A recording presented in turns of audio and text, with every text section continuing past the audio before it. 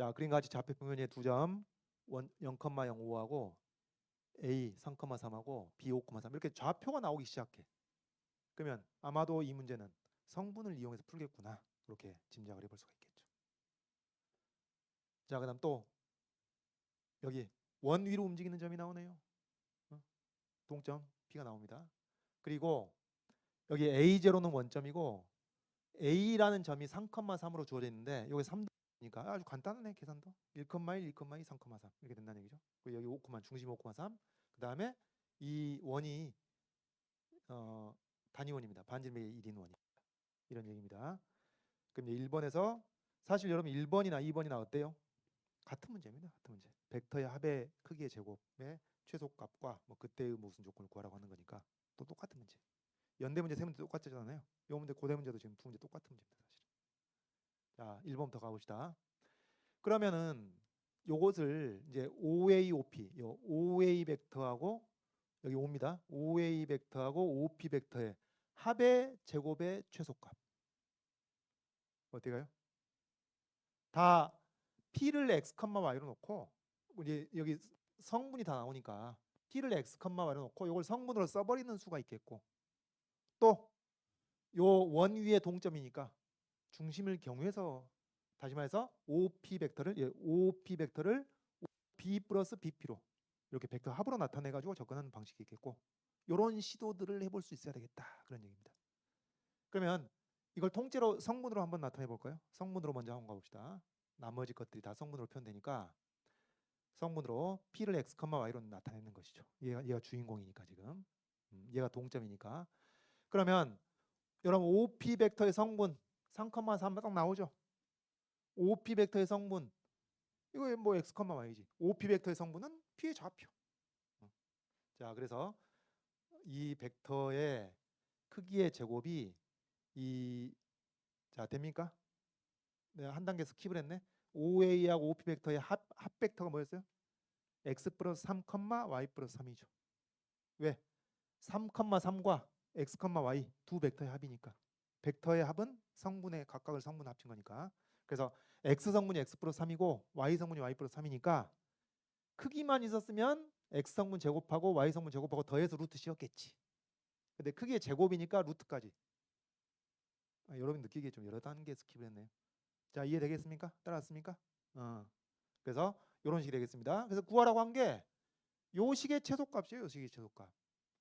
그런데 여기 등장하는 이 XY는 지금 임의의 실수인가요? 평면 위의 모든 점이 가능합니까? 점 P가? 그게 아니고 어디만 가능해? 5,3을 중심으로 하는 단위원 위에만 있을 수 있습니다. 그럼 XY를 제약하는 조건식 쓰겠죠. 뭐 X-5의 제곱 플러스 Y-3의 제곱 이퀄 1이라는 제약 하에 이 식의 최소값을 구하고 있는 겁니다. 그렇다면 여러분 요 문제 줬으면 이건 몇 학년 문제예요? 1학년 문제지. 그죠? 1학년 문제 이렇게 되면. 그래서 이거 어떻게 풀어요? 여기 5,3을 중심으로 하는 저번하고 똑같네. 5,3을 중심으로 하는 원이 있을 때 단위원이 있을 때 마이너스 여기 밑에 있겠네. 마이너스 3, 마이너스 3으로부터 이 x, y까지의 거리의 최소값이니까 중심이랑 연결했을 때 만나는 점 여기 P가 있을 때 최소가 되겠죠. 됐죠? 그럼 답은 뭡니까? 여기 이 점에서 점까지 거리 8제곱 64 6제곱 36 더하면 100 그래서 중심까지 거리가 딱 10 나오네.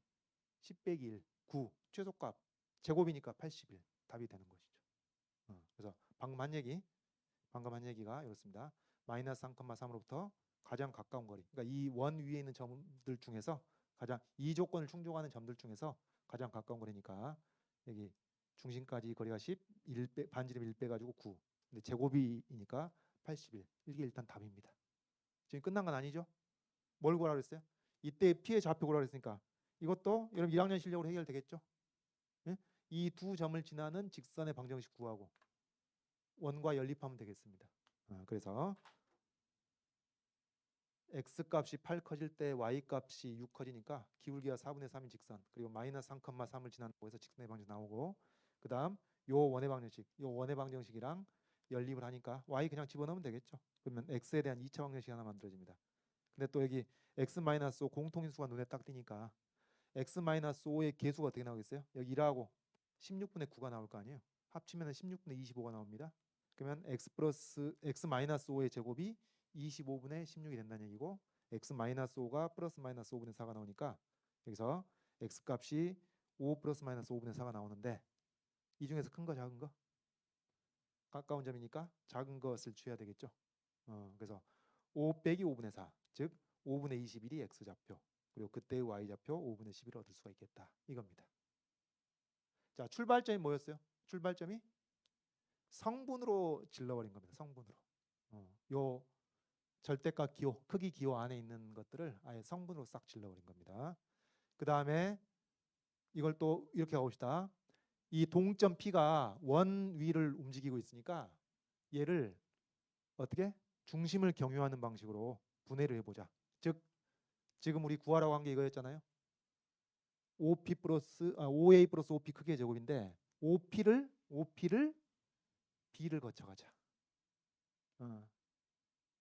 하여튼 원 위에 동점이 등장하면은 요 방법으로 풀릴 가능성이 매우 높다고 보시면 되겠습니다. 그래서 여기 5P를 5B 플러스 BP로 이렇게 나타낸 겁니다. 이렇게 하고 나면은 장점이 뭐예요, 여러분? 이렇게 하고 나면 장점이 이걸 좀 이해하셔야지. 5P를 5B 플러스 BP로 하면은 이게 이제 정해진 벡터가 되버린다. 정해진. B가 정점이니까. 그리고 얘는 P가 동점이긴 하나 크기는 정해져 있는 벡터가 돼버리는 거예요. 크기 1로서. 아까 계속 나왔던 얘기죠. 그러면 이제 5A도 정해져 있고 5B도 정해져 있으니까 우리는 굳이 이걸 따로 두 개를 따로 달고 갈 필요가 없는 것이죠. 합쳐버리면 되지. 5A 벡터는 뭐였어요? 3,3. 5B 벡터는 5,3. 그럼 5A 플러스 5B는 8,6. 하나의 벡터로 취급하면 되는 겁니다. 자, 그래서 요게 5B 벡터가 8,6이겠고 그 다음에 BP 벡터를 이렇게 할 수 있겠죠, 여러분. P를 우리가 x, y로 놨으면은 BP 벡터 여기 요 얘가 될 수도 있고 얘가 될 수도 있는데 BP 벡터는 여기 성분은 두 벡터의 성분이 주었을 때 합을 구할 때는 x 성분끼리 y 성분끼리 더하면 되고 뺄 때는 뭐예요? 끝점에서 빼는 거죠. 끝점에서 x 성분 빼고 y 성분 빼고. 그래서 여기 BP 벡터는 이렇습니다. BP 벡터의 성분은 x-5, y-3. 오케이? 그래서 여기 BP 벡터가 이렇게 나오는 것이니까 이제 이 두 벡터를 가지고 뭐예요, 여러분? 여기서 이 8,6 나오고 x-5, y-3 여기서 합쳐버리면 아까 첫 번째 풀이하고 똑같은 것이고 여기서 이 벡터하고 이 벡터의 합의 제곱의 최소값을 찾고자 하는 겁니다. 그럼 어떻게 해요? 요 놈의 크기 제곱이니까 내적으로 생각하면 요 벡터의 크기의 제곱 플러스 요 벡터의 크기의 제곱 플러스 2배의 요 둘의 내적. 그렇게 가죠. 자, 그래서 여기 크기 제곱 그다음에 요게 여러분 한 덩어리 5A 플러스 5B를 한 덩어리로 보고 요 두 벡터의 내적의 2배 겁니다. 분배한 거죠, 그러니까. 분배했을 때. 그러면 여러분 요 벡터가 8,6이니까 크기가 10이 금방 나오잖아요. 제곱하면 100입니다. 얘는 저기 크기가 1이니까 제곱해도 1입니다.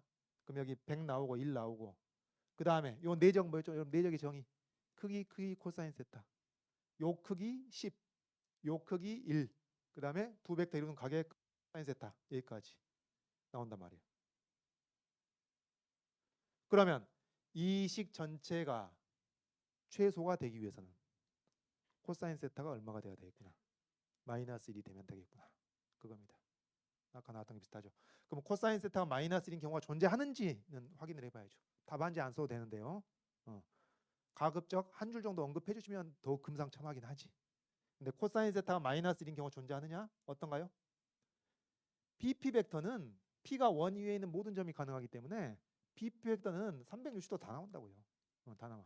그러니까 어떤 벡터든지 같은 방향 또는 반대 방향의 벡터가 존재하는 것이죠.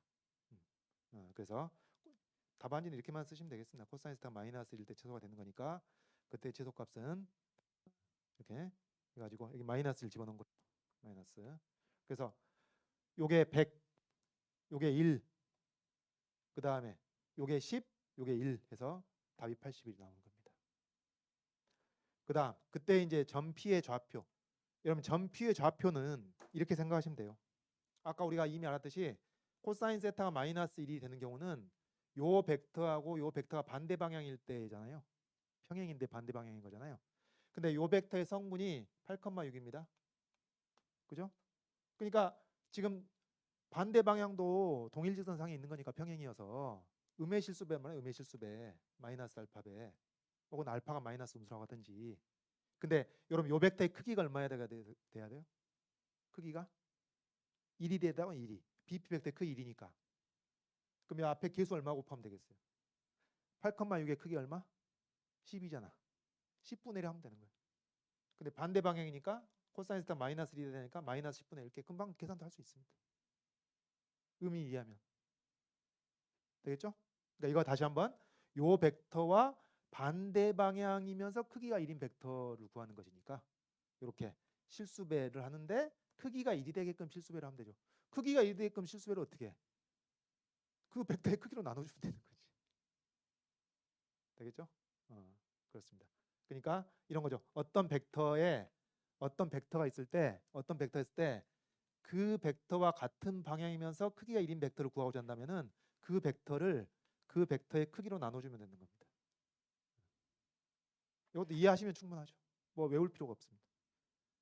자, 그래서 이렇게 구할 수가 있겠다.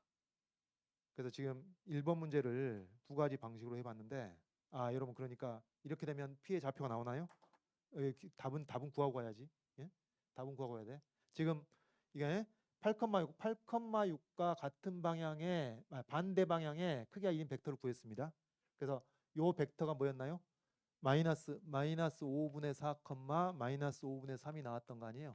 근데 이게 답이 아니고 P의 좌표는 여기서 요만큼 간 거니까 5,3에서 여기 5분의 4, 5분의 3을 빼야 되겠죠.